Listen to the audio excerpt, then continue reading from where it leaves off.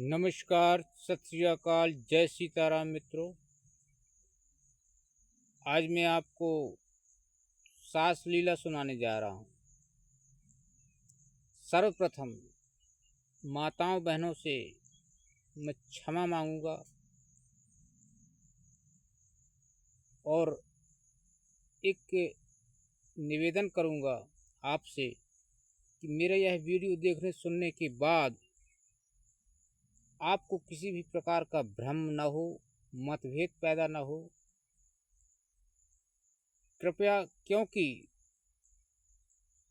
मैं दुनिया की सभी महिलाओं के हित में यह वीडियो बना रहा हूँ, ताकि सभी स्त्रियों का, नारी जाति का सम्मान बना रहे,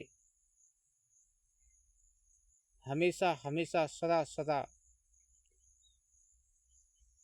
आज तक जो स्त्रियों का अपमान हुआ है, वह अपमान अब भविष्य में ना हो, इसके लिए मैं यह वीडियो बना रहा हूँ।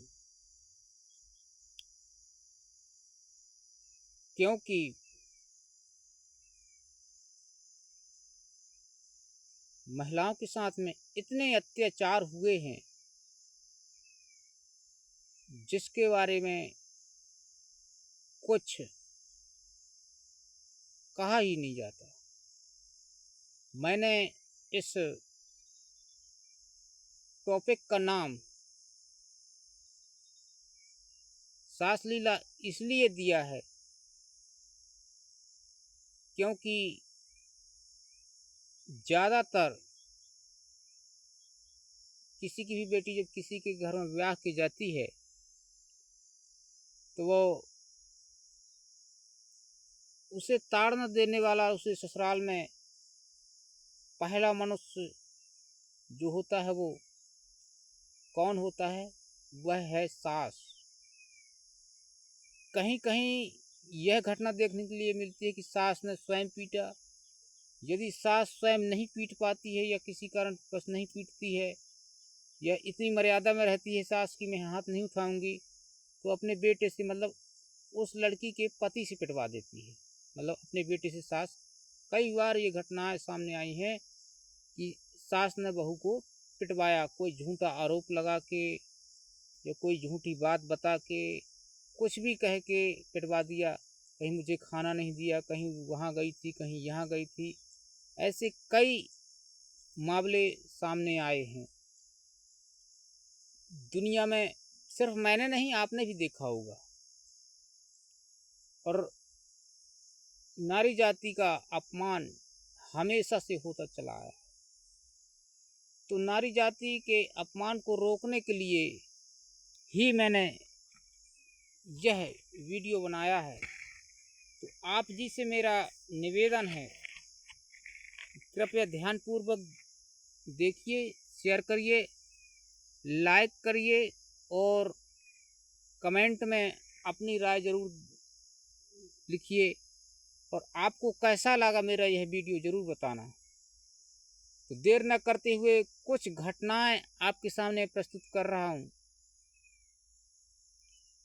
जो कि हैं सच्ची, लेकिन मैं उन घटनाओं में किसी का नाम नहीं लूँगा, क्योंकि बीती बातें हैं, निकल गई सो निकल गई। अब उन्हें उजागर करने से कोई मतलब नहीं है, लेकिन घटनाओं को आपके सामने मैं इसलिए प्रस्तुत कर रहा हूं ताकि ऐसी घटनाएं भविष्य में भी घट सकती हैं। तो ये घटनाओं को रोकने के लिए ही मैं ये घटनाएं आपको मैं सुनाने जा रहा हूं। जैसे कि महाभारत उतना बड़ा हुआ था, तो महाभारत में तो बहुत ज़्यादा खून खराबा हुआ, लेकिन महाभारत सुनाया जाता है आज भी। क्यों? क्योंकि महाभारत में जो गलतियां जिन लोगों ने भी की थी, तो वह गलतियां अब हम दोबारा न दोहराएं, उनसे कुछ शिक्षा मिले, इसीलिए वह महाभारत बार बार सुनाया जाता है। रामायण का भी चरित्र सुनाया जाता है, रामायण में भी बहुत खून खराबा हुआ है। तो जो गलतियां रामायण में हुई हैं, जिस किसी के द्वारा भी हुई हैं गलतियाँ, तो वो गलतियाँ अब ना हो, ताकि हमारा जीवन एक सुलभ शांतिपूर्वक गुजरे, शांति दुनिया में बनी रहे और अशांति ना फैले। इसलिए ये इतिहास सुनाया जाता है। वैसे ही कुछ इतिहास आपको मैं भी सुनाने जा रहा हूँ। जैसे कुछ सासें पहले हुआ करती थीं कि अपनी बहू को बहुत परेशान करना। सास का एक ही उद्देश्य हुआ करता था कि यदि मैं जब इस घर में बहू बन के आई थी तो मैं इतना परेशान हुई हूँ कि मेरी बहू मुझसे भी ज़्यादा परेशान हो। सासों का यह एक उद्देश्य रहा करता है हमेशा। यदि सास का एक विचार रहता है कि यदि मेरा पति दिन में 2 बार मारता था, तो अब मेरा बेटा इसे दिन में 6 बार मारे। मैं इतना मेहनत करती थी तो ये मुझसे 4 गुना ज़्यादा मेहनत करे। मुझे यदि दिन में सिर्फ 3 रोटी खाने के लिए मिल रही थी, तो इसे सिर्फ दिन में 1 रोटी ही खाने के लिए मिले। ये सास का उद्देश्य हुआ करता था। बहुत सी सासें ऐसा करके बहुओं को पिटवा पिटवा के इतना तक पिटवा दिया कि बहुत सी बहुएं मर तक गईं। मरने के बाद होता क्या है, फिर कुछ समय के बाद दूसरी आती है। कईयों की दूसरी ही मर गई। अब उनका एक पत्नी गई, दूसरी गई। अब उनका जीवन जब देखो तो ऐसा जीवन दिख रहा है कि लग रहा है कि नरक में पड़े हुए हैं। कहाँ जाएगी यार, 2-2 हत्याओं का बोझ जिसके सर में लदा हो, वो कैसे सुखी हो सकता है। एक पर एक 11 परेशानी। वैसे परेशानी सबको होती है थोड़ी न थोड़ी, लेकिन ज़्यादा ही इस तरह के लोग परेशान देखने के लिए मिलते हैं। क्योंकि एक तो यदि प्रथम पत्नी किसी की सती थी और उसे किसी ने मार दिया या अधिक प्रताड़ित किया, तो उसने सुसाइड कर लिया, आत्महत्या कर लिया। वो स्वयं ही अपने आप को उसने समाप्त कर लिया या उसको समाप्त कर दिया गया। तो जब वो दूसरी पत्नी लाएगा तो दूसरी पत्नी उसको दोबारा अब पतिव्रता नहीं मिलेगी। दोबारा पहले तो देवी मिली थी, लेकिन दोबारा में अब डायन मिलेगी। यह नियम है संसार का। ऐसा देखा है मैंने, ऐसा हुआ है। एक पत्नी यदि किसी की मर गई तो दोबारा जब उसके पास में आई तो दोबारा में बिल्कुल डायन ही आई है। अब क्या, फिर डायन से लड़ो, कितना लड़ोगे। फिर लड़ते लड़ते परेशान हो जाते हैं। ऐसी घटनाओं को मैंने देखा है, आंखों से देखा है। एक पत्नी मरी, दूसरी आई, दूसरी ज़्यादा खतरनाक। यहाँ तक कि पहली पत्नी तो सती थी तो उसे वैश्या कह दिया जाता था, लेकिन दोबारा में जो पत्नी आई वो वास्तव में वैश्या निकल गई। अब ले क्या कर लेगा, कितना लड़ेगा। कामचोर भी निकल गई। पहले काम करने वाली थी, दोबारा तो ऐसी निकल गई कुछ कर ही नहीं सकती है वो। पहले वाली पत्नी जो काम 5 मिनट में कर लेती थी, दोबारा वाली पत्नी वही काम 5 दिन में कर पाती है। ऐसा भी कई लोगों के साथ में हुआ है। तो जिन लोगों के पास में जो कुछ भी है, जैसा है उसी में संतुष्ट रहिए, अन्यथा अधिक परेशान मत होइए। कोई ज़रूरी नहीं कि आप एक पत्नी बदलकर या एक पति बदलकर दूसरा या दूसरी ले आएंगे तो उसमें अधिक सुख मिलेगा, इसकी कोई गारंटी नहीं है। और बहुत सी सासों को तो मैंने ये इतना भी देखा है कि यदि बहू कोई काम कर रही है तो उस काम को बार बार बिगाड़ देना। वही बहू ने यदि झाड़ू लगा लिया तो वहाँ और दोबारा कपड़ा डाल देना और झाड़ू लगाए। पानी भर गया तो धीरे से उसका पानी नहीं फेंक देना, लुढ़का देना। ऐसी भी सासें हुआ करती थी। लेकिन कई जगह उल्टा भी होता है। यदि कहीं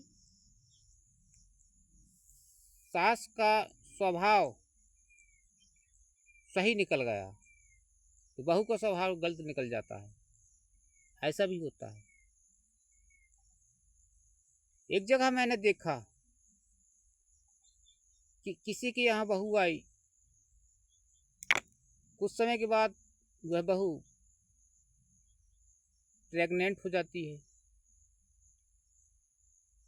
समय बीतता गया, 1 महीना, 2 महीना, 2.5 महीना, 3 महीना का समय गुजर गया। उसके शरीर में किसी भी प्रकार की कोई गड़बड़ी बनी, खान पान से बनी या प्राकृतिक बनी या मौसम के कारण बनी, किसी भी कारण से उसके शरीर में गड़बड़ी बनी, उसे दर्द हुआ। उसकी सास सुबह घर से 6 बजे अपने काम के लिए निकल गई, गर्मी का मौसम। उसे क्या पता कि हमारे बहू के साथ में क्या हो रहा है, क्योंकि बहू अभी सोकर उठी नहीं है, बिस्तर अपने रूम के बाहर आई नहीं, तो कैसे उसे पता लगेगा। अब जब तक वो अपने काम से वापस आती है तब तक वह प्रेग्नेंट बहू का गर्भपात हो चुका होता है। जब तक लगभग 11 बजे तक, 10 बजे 11 बजे तक वो सास वापस लौट के आई, तब तक बहू का गर्भपात हो गया था। अब क्या होता है, जो कि वो सास बहू का इतना ख्याल रखती थी, वैसे ही वो रखती थी अपनी बहू को जैसे कि अपनी बेटियों को रखती थी। बेटी और बहू में कोई भी फर्क नहीं मानती थी। बहू ने भोजन कर लिया, बर्तन कोई जरूरी नहीं कि बहू धो लेगी, सास ही धो लेती। भोजन बन गया, बहू ने बनाया तो ठीक है, नहीं तो सास ने ही बना लिया।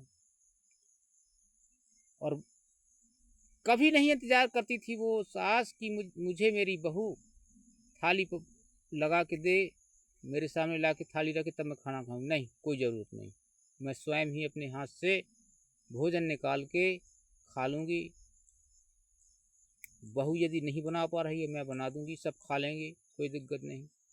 अरे ऐसी भी सासें होती हैं कि एक सास के बारे में कुछ दिन पहले मुझे पता लगा है कि बहू भोजन करके सो गई, वो सास को थाली ना परोस पाई, तो वो सास वो भोजन नहीं खाती है, दोबारा अलग भोजन बनाती है, फिर अपने हाथ से परोस के तब खाती है। उस भोजन को अपने हाथ से परोस खाती तक नहीं। ऐसी भी सासें होती हैं। लेकिन जो सास की मैं बात कर रहा हूँ, ये सास कुछ अलग ही है। ये सास बहू का बाकायदे ख्याल रखती है। एक तरह से कहा जाए तो बहू की बाकायदे सेवा करती है। अब लेकिन इतनी अच्छी सास के साथ में होता क्या है, जैसे ही गर्भपात होता है, गर्भपात के कुछ समय बाद उसके मायके वाले उसे अपने घर ले जाते हैं। अब वहां से उस बहू ने ये बात फैला दी कि किसी और ने बात फैला दी कि वो बहू दर्द से परेशान थी, सास घर छोड़ के भाग गई, पूछा तक नहीं। यार, किसी का यदि सर दर्द हो रहा है, किसी को भी किसी भी प्रकार का दर्द है, जब किसी को कोई बताएगा जब ही पता लगेगा ना, कोई अंतर्यामी तो होता नहीं। अब लोगों ने गीदड़ जैसा हुआ हुआ करना शुरू कर दिया। कैसी सास है दादा, बड़ा गजब कर दिया, राम राम, बेचारी बहू इतने दर्द में तड़पती रही, पूछी तक नहीं और अपने काम में चली गई। तो जब सास को कुछ पता ही नहीं है तो अपने काम में नहीं जाएगी तो क्या करेगी, काम नहीं करेगी तो परिवार कैसे चलेगा। आज भी बहुत सी माताएं परिवार चला रही हैं।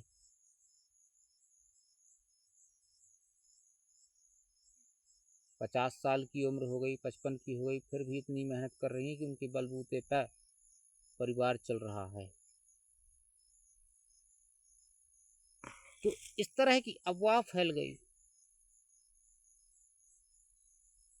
चलिए, समय गुजरता गया। 1 साल के बाद फिर वह बहू गर्भवती होती है, बच्चा होता है। बच्चा हुआ जब, तो सास ने बाकायदे खूब सेवा की बहू की। बहू के कपड़े धोना, बच्चे के कपड़े धोना, भोजन बना के देना, जितना भी उससे हो सका। अपने सिर्फ उस सास का केवल घर का ही काम नहीं था, बाहर भी जाके काम करना है। सुबह शाम बहू की सेवा कर लेना, पूरा दिन बाहर जाके खेतों में अपना काम करना है। तो डबल डबल ड्यूटी कर रही थी। 1 साल गुजर गया। धीरे धीरे 16 महीना हो गए, 1.25 साल के लगभग टाइम गुजर गया। एक दिन ननंद भौजाई में कुछ बातें हो जाती हैं।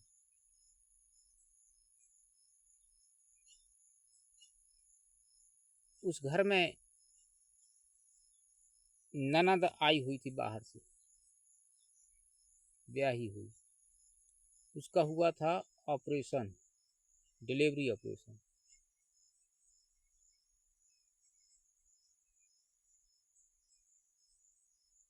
कुछ घरेलू बातें हो जाती हैं। बहू भोजन करना छोड़ देती है। जब बहू भोजन करना छोड़ देती है, तो पति ने एक दिन क्या किया, दूसरे दिन, एक दिन नहीं, जिस दिन भोजन करना छोड़ा उसके दूसरे दिन पति ने उसके मायके वालों से फोन में बता दिया कि आपकी बेटी भोजन नहीं कर रही है। जब फोन में बता दिया, रात हुई, सास अपने हाथ से थाली लेके गई कि गुस्सा मत हो, जो बात हुई सो हुई, भोजन कर ले, कुछ नहीं होता है, थोड़ा बहुत चलता रहता है, 19-20, कभी तुम कह लो कभी वो कह लें, कोई बात नहीं, चलता है। यहाँ 4 बर्तन होते हैं, फटाफटी थोड़ी बहुत होती रहती है।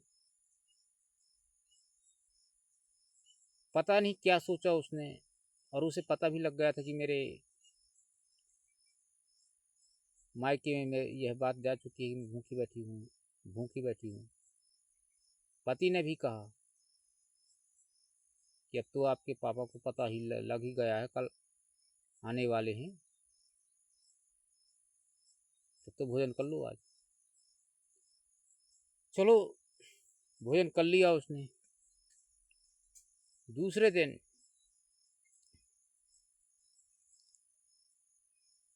उस बहू के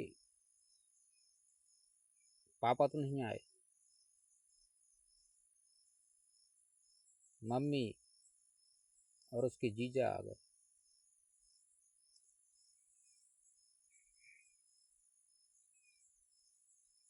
बहुत ही भयानक संवाद बना, खूब खरी खोटी कही उस बहू की माँ ने अपनी समधन को, समधी से मुलाकात हुई, नहीं बोली। जब समधी चले गए अपने काम से, कुछ समय बाद फिर पूछती है समधी को। समधी को पूछने का उसका आइडिया इतना अच्छा था कि आप सुनकर चौंक जाएंगे। उसने कहा, कहाँ गया वो मूछ वाला? और मेरी बेटी की क्या शिकायत किए हो? मेरी बेटी की क्या शिकायत किए हो कि वो मोहल्ला पड़ोस में जाती है? किसके यहाँ जाती है? मेरी बेटी क्या कुतिया है तो लोगों के घरों में जाती है और दूसरों के दरवाजे पे जाके खड़ी होती है। खूब डांटा, मन भर डांटा, और उसका पति चुपचाप बस देखता जा रहा था, कुछ नहीं बोला। चलो भाई कोई बात नहीं, क्या कर सकता है बेचारा।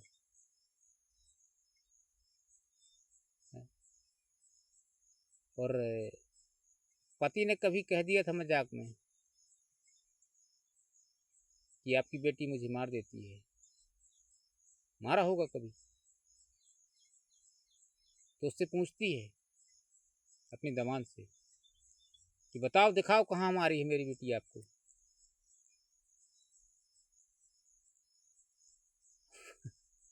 वो बेचारा क्या दिखाए, कोई घाव तो बना नहीं था कि मारा है तो यहाँ घाव बन गया है तो देख ले।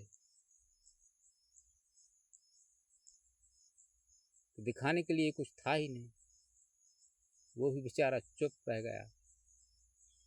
पड़ोसियों के घर में जाती है, चलो कहाँ जाती है, किसके यहाँ जाती है। वो पड़ोसियों का घर ऐसा था कि कुछ दिन पहले जिसके घर में वह स्त्री जाती थी, उस घर का लड़का किसी की पत्नी को लेके 9-2-11 हो गया था, मतलब भाग गया था। खुद की पत्नी छोड़कर दूसरी की पत्नी को लेके भाग गया था। तो ऐसे चरित्रहीनों के घर में जाने से लोग रोकते ही कि जो लोग चरित्रहीन हैं उनके घर में मत जाइए भाई, क्यों जा रहे हो, मत जाओ। तो यदि किसी ने रोक दिया क्यों गए, तो बात जहर की तरह लग जाती है। पति ने बता दिया कि यार मेरे तो किसी से शादी से पहले कोई नाजायज संबंध नहीं थे, लेकिन हाँ किसी एक लड़की से मेरी शादी होने वाली थी, बस थोड़ा देर की मुलाकात हुई थी हमारी, हल्की मर्यादित।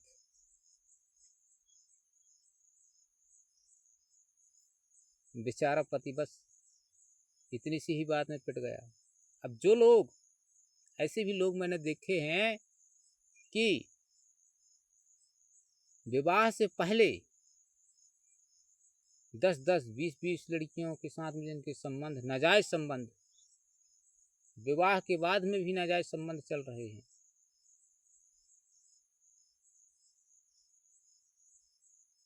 पत्नी को मार पीट भी रहे हैं, फिर भी पत्नी चुपचाप सहे जा रही है। ऐसे भी कई दृश्य देखने के लिए मिल जाते हैं। तो सहनशीलता होनी चाहिए। मैं ये नहीं कह रहा हूं कि जिसका पति इतना घटिया किस्म का है कि विवाह के बाद भी उसके नाजायज संबंध चल रहे हैं तो उसकी पत्नी चुपचाप है तो बहुत अच्छा रहो, नहीं, ये बहुत गलत है, उसको बोलना चाहिए। लेकिन कम से कम वो तो ना बोले यार कि जिसका पति पत्नी व्रता है, यदि उसकी पत्नी उसे बोलेगी, उस पर हाथ उठाएगी, तो काम गड़बड़ है ना। उठाना किसे चाहिए? जिसका पति चरित्रहीन हो। यदि वह स्त्री अपने पति पर हाथ भी उठाएगी तो जायज है, सही है, कोई दिक्कत नहीं। लेकिन जिसका पति पत्नी व्रता है, जति सती है, उस पर यदि पत्नी हाथ उठाती है तब तो पर काम गड़बड़ है। चलो माना कि हाथ नहीं उठाती, थोड़ा बहुत कभी मजाक मजूक हो जाती है, कोई बात नहीं, चलता है, तो कम से कम इज्जत तो करे, मान सम्मान तो करे। यदि मेरा कहने का मतलब ये है कि यदि आपको पत्नी अच्छी मिल गई है तो आप उसका सम्मान करिए। यदि आपको पति अच्छा मिल गया है तो आप उसका सम्मान करिए। मैं दोनों को बोल रहा हूं, पत्नी को भी और पति को भी। चलो इस कहानी को आगे बढ़ाते हैं। बहुत ही ऊंच नीच बातें कही गई वह स्त्री की माँ के द्वारा। उसका जीजा भी साथ में आया था, जीजा ने भी उसका जितना उससे बना उसने भी कहा कि यदि आप हैंडपंप में बोलते हैं कि देर लग जाती है तो घर में व्यवस्था करिए। अब जीजा तो जीजा है, उसको क्या पता कि घर में व्यवस्था है पानी की, किसी से पानी किराए में ले रखा है बगल वाले बोर से, पता नहीं था, अभी कुछ दिन पहले ही बंद हुआ है, बोल पड़े। अब लेकिन वो जीजा का स्वयं का चरित्र इतना घटिया, जो दूसरे को ज्ञान देने के लिए गया है उसका स्वयं का चरित्र इतना घटिया है कि विवाह के बाद भी कई लड़कियों से संबंध बनाने का प्रयास करता रहता है, और संबंध हैं भी, और विवाह से पहले भी थे। खुद अपने मुंह से बोल चुका है। और जो दूसरे को ज्ञान देने के लिए गया है वो स्वयं अपनी पत्नी को इतनी बुरी तरह से मारता पीटता है कि जैसे धोबी कपड़ा धोता है।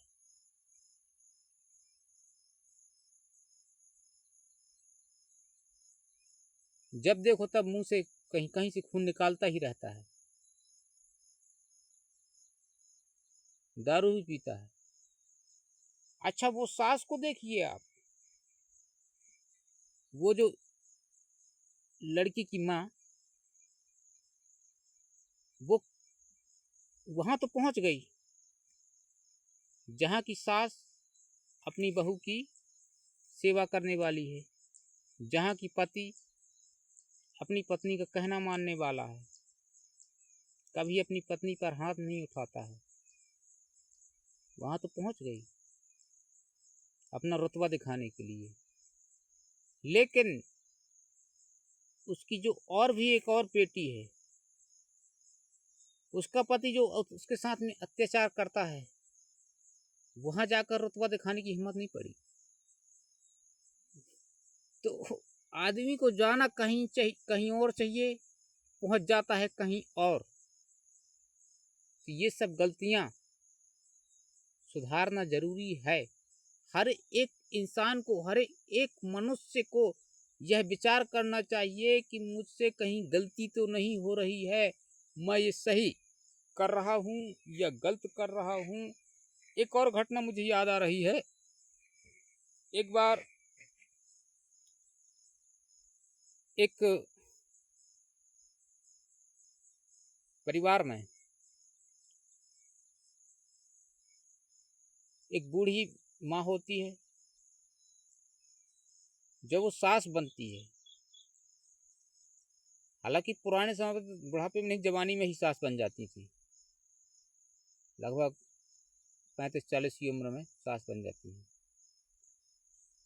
सास बनी तो उसने अपने बहुओं के साथ में जितना जो कुछ भी बना खूब किया, अत्याचार खूब परेशान कर लिया, अपने पुत्रों से बहुओं को पिटवाना, फलाना ढिकाना, लाल छन लगाना, कोई भी झूठा आरोप लगा देना, कुल मिला के बहुएं पिटती रहें, ये इस तरह का उसका उद्देश्य था। चलो बहुओं ने जैसे तैसे झेल लिया, धीरे धीरे जमाना नया आ गया। कुछ समय के बाद होता क्या है कि बहू की भी बहू आई, बहू की भी बहू आई। जब तब तक माता जी बूढ़ी हो गई। जब बहू की ही बहू आई तो कुछ समय देखती रही। अब जैसा रुतबा तुमने अपनी बहुओं के साथ में कर लिया है, जिस तरह से बहुओं को परेशान कर लिया है, और जैसा कर्म तुम्हारी बहुएं करती थी, जितना अच्छा जितने अच्छे काम धाम तुम्हारी बहुएं करती थी पुराने समय पे, उतना अच्छा कर्म करती हुई अब तुम अपनी बहू की भी बहू को देखना चाहती हो, तो ये तो गलत बात है ना। वो कहाँ उतना अच्छा कर सकती है, क्योंकि समय भी बदल रहा है, तकनीक का जमाना आ रहा है। पुराने जमाने पे लोग कभी टीवी का दर्शन नहीं करते थे, अब तो टीवी का जमाना चल गया। टीवी के बाद फिर मोबाइल का जमाना आ गया है। बहुत समय बदल चुका है। धीरे धीरे वह दादी अपनी बहू की बहू से पंगा फंसा लेती है। जब पंगा मतलब नाती की पत्नी, बहू की बहू मतलब नाती की पत्नी, पंगा फंस जाता है। कुछ समय के बाद बहू जवाब देना स्टार्ट कर देती है।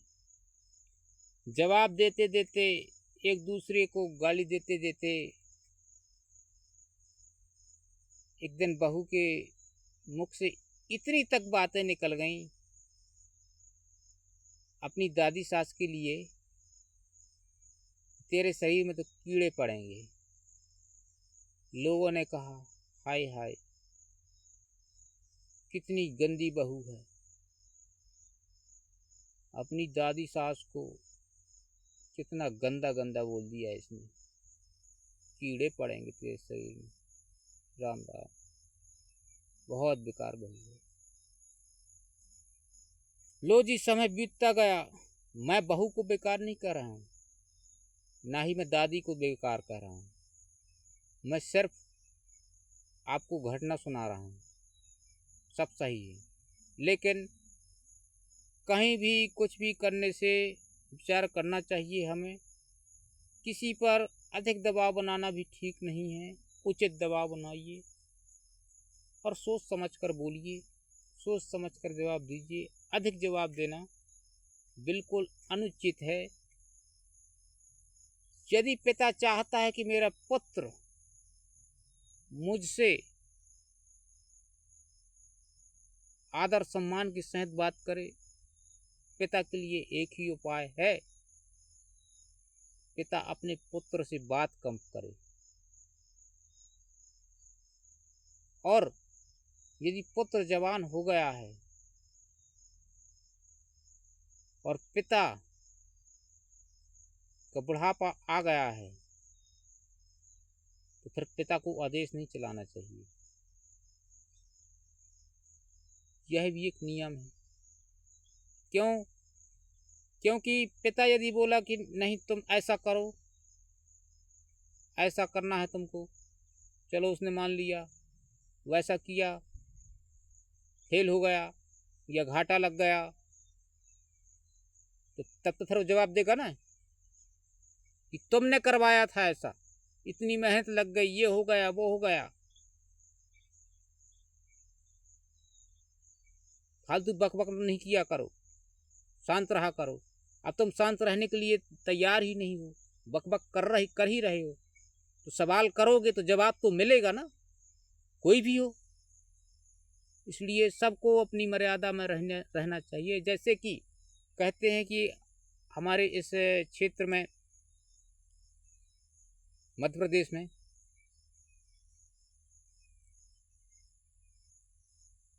जेठ के सामने बहू ज़्यादा नहीं जाती है और ना ही जेठ को अपना मुखड़ा दिखाती है बहू, पल्लू ढक के रखती है, ससुर को भी नहीं दिखाती है। अब जब जेठ और ससुर रात दिन बहू के सामने ही बैठे रहेंगे, बहू के आसपास आते जाते रहेंगे, गुजरते रहेंगे, या उसके कमरे के बाहर ही बैठे रह जाए पूरा पूरा दिन, तो बेचारी बहू कब तक अपना सर ढक के बैठी रहेगी यार। तो सबको अपनी मर्यादा का ख्याल रखना आवश्यक है। लो जी, उस कहानी पे मैं आता हूँ कि उस बहू ने कह दिया कि कीड़े पड़ेंगे तुझ पर। लोगों ने कहा ये बहुत गलत बात है, ऐसा नहीं कहना था उसको। कुछ समय के बाद, 1 साल 2 साल जितना भी समय हो, समय गुजर गया। समय के बाद वास्तव में उस दादी पर कीड़े पड़ गए। लो, अब लोगों ने कहना शुरू कर दिया, ओहो इसकी तो बात सत्य निकल गई। मैं ये नहीं कह रहा हूँ कि उस बहू के कहने पर उस दादी के शरीर में कीड़े पड़े थे या उसके श्राप से कीड़े पड़े, नहीं, ऐसा कोई ज़रूरी नहीं है। कीड़े किसी के भी शरीर में पड़ सकते हैं। आज मैं बैठा हूँ, साफ सुथरा बैठा दिख रहा हूँ आपको, हो सकता है कि कल के लिए मेरे शरीर में भी कीड़े पड़ जाएं। आप में से किसी के भी शरीर में कीड़े पड़ सकते हैं, किसी को भी कैंसर हो सकता है, किसी का भी एक्सीडेंट हो सकता है। कब किसके साथ में कैसी घटना घट जाए कोई गारंटी नहीं है। इसलिए मैं इस बात पर यहाँ आपको ठीक से बता देता हूँ कि मैं इस बात का पक्षधर नहीं हूँ कि उस बहू के कहने पर उसके शरीर में कीड़े पड़े हैं, और ना ही मैं ये कह सकता हूँ कि वो बहू के कहने पर नहीं पड़े हैं। ना मैं यहाँ हाँ कह सकता हूँ, ना मैं यहाँ ना कह सकता हूँ। मैं सिर्फ एक घटना सुनाने वाला मनुष्य हूँ। मैं रिजल्ट देने वाला नहीं हूँ। मैं रिजल्ट नहीं दे सकता हूँ। तो इस तरह की परिस्थितियां बन जाती हैं यदि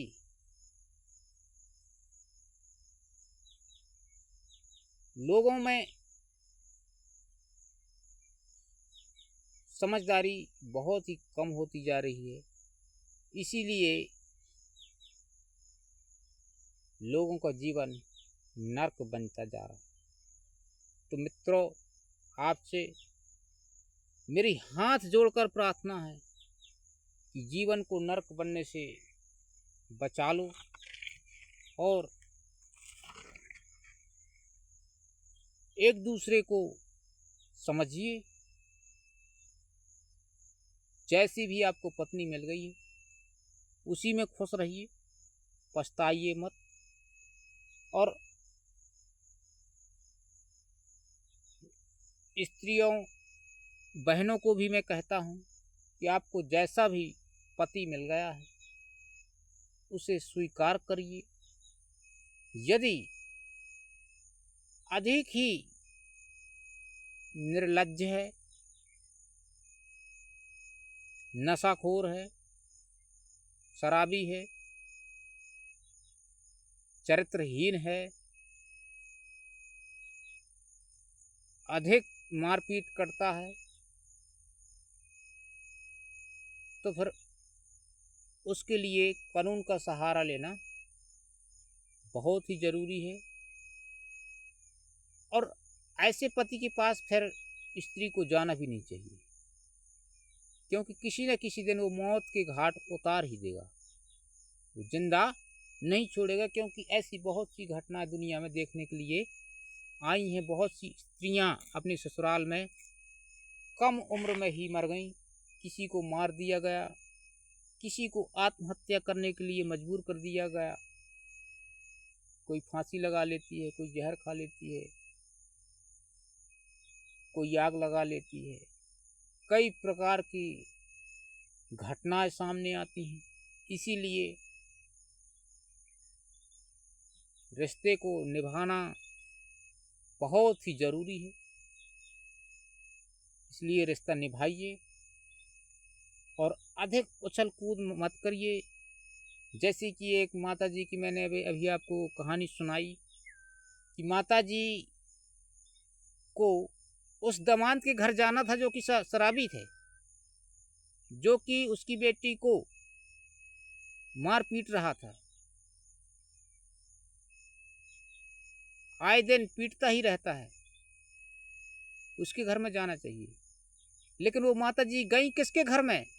अपना रुतबा दिखाने के लिए, जो कि उसकी बेटी को कभी एक थप्पड़ भी नहीं मारता है, जो कि उसकी बेटी से स्वयं पिट जाता है कभी कभी। उसके घर में वो माता जी गई अपना रुतबा दिखाने के लिए, ललकारने के लिए, गालियां देने के लिए। ये गलत बात है ना। जाना कहीं और चाहिए, पहुंच कहीं और जाते हैं। तो इसीलिए एक कहावत भी है अपने बुंदेलखंड में कि हीनी बिलैया देख मूसा टेबे कान। हीनी मतलब कमजोर, बिलैया मतलब बिल्ली, मतलब कमजोर बिल्ली को देखकर, मूसा मतलब चूहा, चूहा अपना रुतबा दिखाता है। तो मतलब कोई सीधा साधा है, यदि किसी का दामाद सीधा साधा है तो उसे अपना रुतबा मत दिखाइए। जो टेढ़ा है, जो आपकी बेटी को परेशान कर रहा है, उसे रुतबा दिखाइए ने। यदि आप में दम है, हिम्मत है थोड़ी बहुत, तो साहस उसे कहते हैं। ये साहस नहीं, ये तो दुस्साहस है। ये सत्कर्म नहीं है तो कुकर्म है।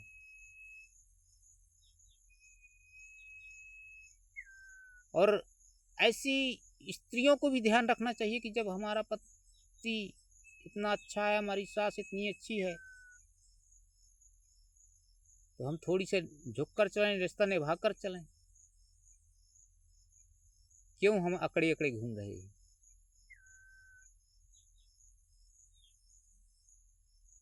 हो सकता है कि यदि वो ऐसा घर यदि छोड़ दिया जाए तो दूसरा जब घर में लेगा तो मान लो कि वहां यदि आपको पैसों की कमी दिख रही है, दूसरा घर में यदि पैसा मिल भी गया तो मान सम्मान नहीं मिले तो क्या करोगे पैसे का? मान सम्मान के बिना पैसा किस काम का? मान लो किसी लड़की का विवाह पैसे वाले घर में हो गया, चलो तो पैसा खाएगी क्या वो लड़की? उसे तो खाना दो रोटी ही है ना। दो रोटी सुबह, दो रोटी दोपहर, दो रोटी रात, नाश्ता करेगी और क्या करेगी? इससे ज़्यादा कुछ नहीं है। कपड़े पहनेगी, श्रृंगार का सामान लेगी, और ज़्यादा पैसा वाला हो तो गहने पहनाएगा सोना चांदी के। अब यदि बर्गर, पिज़्ज़ा, बर्गर वगैरह यदि खिलाए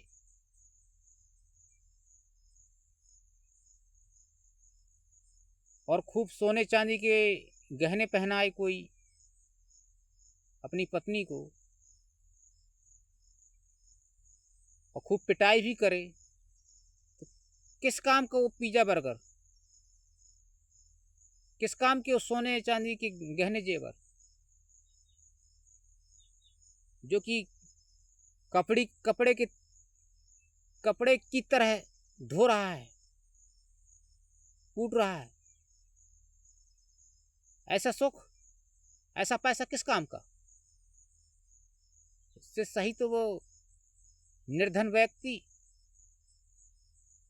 जो कि सादी रोटियां दाल रोटी खिला रहा था, इज्जत तो कर रहा था, कम से कम मारपीट तो नहीं रहा था। तो पैसों के पीछे मत भागिए, पैसों के पीछे मत भागिए। मान सम्मान से रहिए, इज्जत से रहिए। गलत है तब तो मैं तो कहता हूँ, यदि किसी भी स्त्री का पति गलत है तो हम तो कहते हैं कि उसकी कार्रवाई भी करिए हाथ भी उठाइए, पीटिए भी, जितना बन सके सब करिए, कानूनी कार्रवाई करके उसको जेल में भेज दिए। गलत है तो, और यदि सही है और निर्धन भी है, सही है और निर्धन है, पैसे कम है उसके पास, दाल रोटी खिला रहा है ना, तो गाड़ी चलने दो भैया, क्यों इतना हस्तक्षेप कर रहे हो किसी की। अरे फरीद जी ने तो क्या कहा है कि रूखी सूखी खाए के ठंडा पानी पीब, देख फरीदा पराई चौपड़ी ना तरसावे जीव। मतलब फरीद जी कहते हैं कि रूखी सूखी जैसी भी रोटी मिल जाए तो उसे खाकर संतोष करिए, यदि किसी की दूसरे की घी लगी वाली रोटी देखकर आपकी जीभ में पानी नहीं आना चाहिए। फरीद जी के वचन है ये। तो मित्रों, मैं इस वीडियो को मैंने इसलिए बनाया ताकि दुनिया तबाही से बच सके, और हो सके तो यदि आपने मेरे चैनल को अभी तक सब्सक्राइब नहीं किया है तो सब्सक्राइब कर लें। हाँ, लेकिन थोड़ी सा ध्यान दें, सब्सक्राइब नहीं किया है तो ही करें, क्योंकि अगर पहले सब्सक्राइब है, यदि आप दोबारा उसको सब्सक्राइब करने की कोशिश करेंगे तो कभी कभी धोखा से क्या हो जाता है, जो कुछ अनजान लोग हैं वो अनसब्सक्राइब कर देते हैं बार बार उसको टच करके। इसलिए यदि सब्सक्राइब नहीं किया है तो सब्सक्राइब करिए, लाइक नहीं किया है तो लाइक कर दो। और कई लोग क्या करते हैं, लाइक कर दिया फिर दोबारा फिर लाइक किया तो अनलाइक हो जाता है, तो लाइक किया नहीं किया सब बराबर हो जाता है। इसलिए लाइक करते समय भी थोड़ी सा ध्यान रखिए, देख के लाइक करिए, और वीडियो शेयर करिए।